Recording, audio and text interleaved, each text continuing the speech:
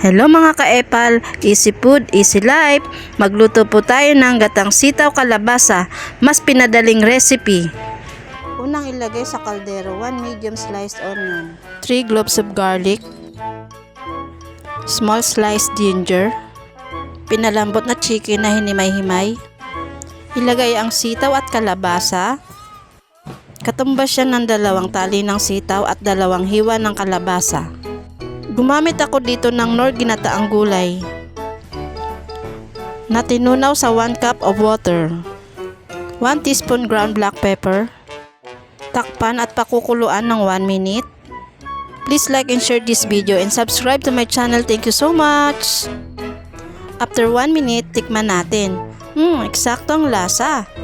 Takpan ulit natin ng 1 minute para masakto ang pagkaluto ng sitaw kalabasa.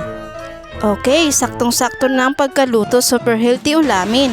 Sana po nagustuhan nyo ang recipe natin today. Maraming salamat po sa panonood. Bye-bye!